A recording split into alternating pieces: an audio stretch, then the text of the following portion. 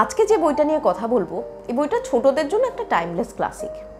কিন্তু যারা এই বইটা ছোটবেলায় পড়েছেন, বড় হওয়ার পর তারা প্রত্যেকেই বোধহয় রিয়েলাইজ করেন যে এটা আমিও বড় হয়েছি, আমার সাথে সাথে এই গল্পটাও বড় হয়ে উঠেছে, বড়দের গল্প হয়ে উঠেছে।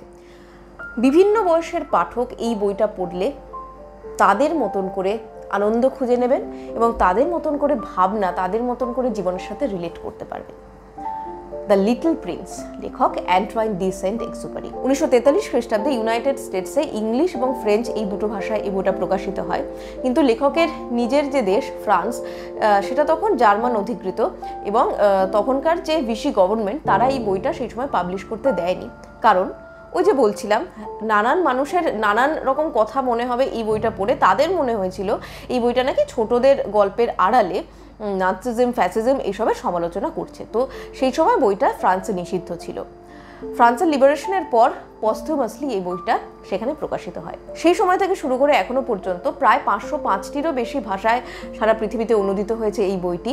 বাইবেলের পরেই সব থেকে বেশি ভাষায় অনুদিত বই এবং প্রায় 140 মিলিয়নেরও বেশি কপি সারা পৃথিবীতে সেল হয়েছে, making it world wide one of the international best sellers.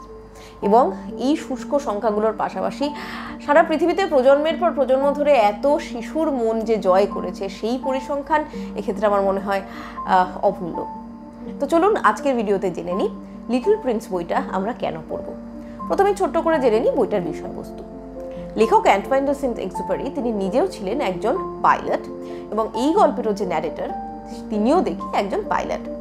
আর লেখকও ঠিক এই ন্যারেটরের মতোই একবার তার প্লেনের যান্ত্রিক গোলযোগের কারণে প্লেন শুদ্ধ আটকে পড়েছিলেন সাহারা মরুভূমিতে বেশ কয়েকদিনের জন্য। আর এই ঘটনাটাকে পটভূমি করেই এখান থেকে শুরু হয়েছে এই লিটল প্রিন্স গল্প। ন্যারেটর তার প্লেনের ইঞ্জিন খারাপ হয়ে গেছে, সাহারা মরুভূমিতে ধুধু মাইলকে মাইল, প্রাণ, জল, খাবার কোনো কিছুর কোনো চিহ্ন নেই। তার কাছে যেটুকুনি খাদ্য পানীয় রসদ আছে সামান্য কদিন চলতে পারে। তো এরকম একটা জীবন মৃত্যু পরিস্থিতিতে হঠাৎ তিনি দেখেন সেখানে একটা ছোট্ট রাজপুত্র, লিটল প্রিন্স বা দ্য লিটল প্রিন্স এক্ষেত্রে। তো এখানে সে কি করে এলো যেখানে কেউ নেই মাইলকে মাইল? আমরা জানতে পারি তারপর যে আসলে তার বাড়ি এখানে, মানে এই পৃথিবীতেই নয়, আকাশপাড়ের এক সুদূর ছোট্ট গ্রহে। আর তার সেই ছোট্ট গ্রহে সে একাই বাসিন্দা। সেখানে তার একটা গোলাপ ফুল আছে, আর সেই গোলাপ ফুলটার সাথে একটা মনোমালিন্য হওয়ার ফলে সে তার ছোট্ট যানে চেপে বেরিয়ে পড়ে গ্যালাক্সির বিভিন্ন গ্রহগুলো ঘুরতে। এই সমস্ত নানান গ্রহে সে নানান রকম অদ্ভুত অদ্ভুত ক্যারেক্টারের সম্মুখীন হয়। কোথায় এসে দেখে একজন রিচ ম্যান যে সারাদিন কাউন্টিং করে চলেছে। কি কাউন্ট করে চলেছে? I am counting the stars I possess. আবার কোথাও সে দেখা পায় এক রাজার, যে কিনা চায় যাকেই সামনে দেখছে তাকে প্রজা বানিয়ে, তাকে অধীনস্থ করে তাকে শাসন করতে, সবাই তাকে মেনে চলবে। বা একজন মদ্যপ, যে মদ্যপানের লজ্জা ভুলতে আরও বেশি করে মদ্যপান করে। অথবা একজন ভূগোলিক, যিনি তার চেয়ার ছেড়ে এক পাও নড়বেন না, কিন্তু কোন ভূপর্যটকের বর্ণনা শুনে তিনি ভূগোলটা লিখবেন, কাকে ট্রাস্ট করা যায়, সেই রকম ভূপর্যটক তিনি আজ পর্যন্ত খুঁজে পাননি। এরকম অনেক ক্যারেক্টার, তাদের সঙ্গে সাক্ষাতের পর সে শেষ পর্যন্ত এসে পড়ে আমাদের এই পৃথিবীতে। সেখানে এসে তার কার কার সাথে দেখা হয়, কি কি হয়, এই পাইলটের সঙ্গে তার এই যে বন্ধুত্ব গড়ে ওঠে। তারপর এই পাইলট, এই লিটল প্রিন্স, তারা কি আদৌ নিজের নিজের বাড়ি পৌঁছতে পারবে বা কিভাবে, এই সমস্ত কিছু নিয়ে এরপর গল্পটা এগিয়েছে। এর থেকে বেশি আপনাকে জানতে গেলে বইটা পড়তে হবে। এর বেশি বলে দিলে বইটা পড়ার আসল আনন্দটা আপনার মাটি হয়ে যাবে। আমি তাই চলে যাই আমাদের পরের পয়েন্টে। এই বইয়ের সেন্ট্রাল থিম বা মূল ভাবনা কি? আমার কথা শুনে আপনারা বুঝতেই পেরেছেন যে যদিও ছোটদের জন্য লেখা একটা বই, কিন্তু এইটা আসলে একটা রূপকধর্মী লেখা, একটা ফিলোসফিক্যাল অ্যালিগরি, যেখানে এই প্রত্যেকটা রূপকের আড়ালে মানব চরিত্র, মানব মন বা সমাজ, এই সমস্ত কিছু বিষয়ে নানান গভীর তত্ত্ব তুলে ধরা হয়েছে। আর পাঠক বিশেষেও এটা ভ্যারি করবে যে তার কাছে মূল ভাবনাটা কি। আমার কাছে যেটা মনে হয়েছে মূলত দুটো, তার মধ্যে number 1, innocence and creative power of childhood. এক্ষেত্রে এই লিটল প্রিন্স শৈশবের প্রতীক, আর তার বিপরীতে আছে এই সমস্ত যে বিভিন্ন গ্রহে সে ঘুরেছিল এইসব ক্যারেক্টারগুলো, যারা কিনা নিজেদের জীবনে এক একটা বিষয় নিয়ে তারা বেসিক্যালি আমরা দেখি অবসেসড। আর এরা বলাই বাহুল্য, এটা সবাই বুঝতেই পারছেন যে এক একজন অ্যাডাল্ট মানুষের টাইপকে রিপ্রেজেন্ট করে। আর এরা প্রত্যেকটা গ্রহে তারা একাই বাসিন্দা। এটা হয়তো সেটাই বলতে চাওয়া হয়েছে যে আমরা বড়রা এই সমস্ত নানান অবসেশনগুলো নিয়ে আমরা নিজেকে আর চারপাশ থেকে সবার থেকে নিজেকে বিচ্ছিন্ন করে একটা গ্রহের মধ্যে আমরা যেন নিজেকে বন্দি করে রেখেছি।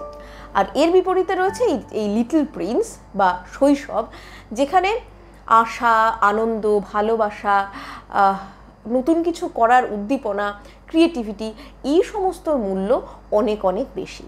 কারণ ছোটরা জানে আসলে জীবনের সবথেকে গুরুত্বপূর্ণ বা সবথেকে ভালো লাগার জিনিসগুলো হৃদয় দিয়ে দেখতে হয়, চোখ দিয়ে সেগুলো দেখা যায় না।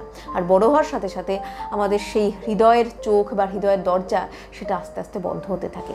তো এইটা এই বইয়ের একটা অন্যতম থিম।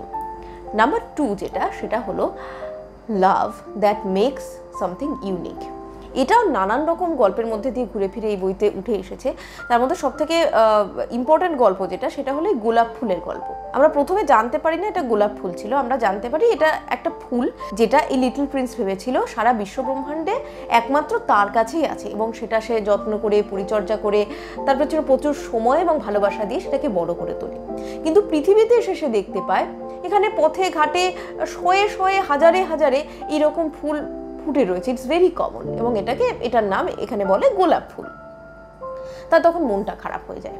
কিন্তু ধীরে ধীরে গল্প যত এগোয় সে রিয়েলাইজ করে এবং সে সেই জায়গায় আবার ফিরে যায়, সেই বাগান, এবং গিয়ে দেখে যদিও এইগুলো সেই গোলাপ ফুলই, কিন্তু তার ফুলটা আলাদা, ইটস ইউনিক টু হিম। তার কারণ সেই গোলাপটার পেছনে সে যে পরিমাণ পরিশ্রম, সময় এবং ভালোবাসা দিয়েছে, সেইটাই সেই ফুলটাকে তার কাছে ইউনিক করে তুলেছে। তাই এই ফুলগুলো নষ্ট হয়ে গেলেও তার অতটা কষ্ট হবে না, কিন্তু তার সেই ফুলের একটা পাপড়িও যদি খসে যায় তার মনে চরম আঘাত সে পাবে। ঠিক একই কথা আমাদের জীবনের যে কোনো সম্পর্কের ক্ষেত্রে বা আমাদের জীবনের আমরা বিভিন্ন ম্যাটেরিয়াল পজিশনের ক্ষেত্রে, সেটা হতে পারে আমাদের কাছের মানুষ বা আমাদের বাড়ি, এই সমস্ত কিছু আসলে নির্ভর করে তাদের প্রতি বা সেই সম্পর্কটার প্রতি আমরা কতটা ভালোবাসা দিয়েছি, কতটা পরিশ্রম বা সময় দিয়েছি, সেটাই আমাদের কাছে তাকে ইউনিক করে তোলে। খুব অসাধারণ একটা ভাবনা। আমি নিজে তো এর আগে কখনো এইভাবে ভেবে দেখিনি। সত্যি এরকম একটা থিম খুব ভালো লাগার, এবং সেই কথা ধরেই ভালো লাগার কথা ধরে যে এই বইতে আমার কী কী ভালো লেগেছে। নাম্বার 1, বইটা ছোটদের গল্পের বই, ছোটদের মতন সহজ সরল ভাষায় তো লেখা হবেই।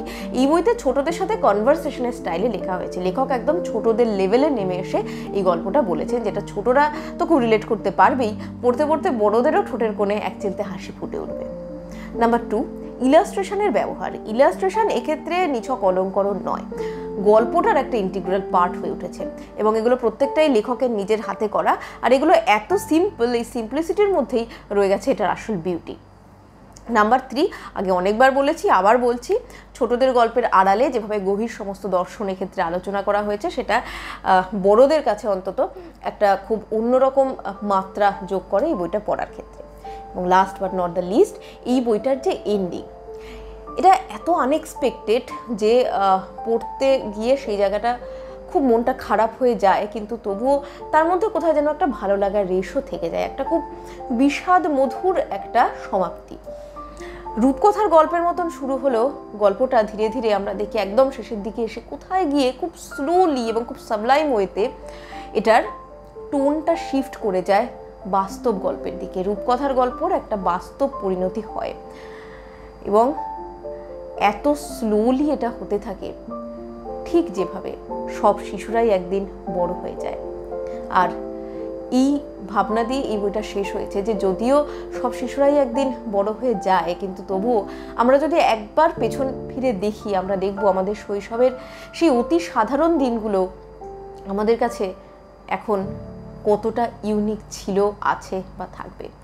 তো এইরকমই একটা খুব সুন্দর এন্ডিং, যেটা বইটাকে আরও প্রিয় করে তোলে, আরও ভাবায় শেষটা আসলে কি বলতে চেয়েছে। আমার এইরকম মনে হয়েছে, আপনার হয়তো অন্যরকম মনে হবে এন্ডিংটা আসলে কি। তো এই ভাবনা নিয়ে এই বইটা শেষ, এবং আমাদের আজকের ভিডিওটাও এখানে শেষ। ভালো থাকুন, পড়তে থাকুন, ভালো লাগলে সাবস্ক্রাইব করুন আমার চ্যানেলে, বন্ধুদের সাথে শেয়ার করুন। দেখা হবে খুব শিগগির নতুন বইয়ের কথা নিয়ে। নমস্কার।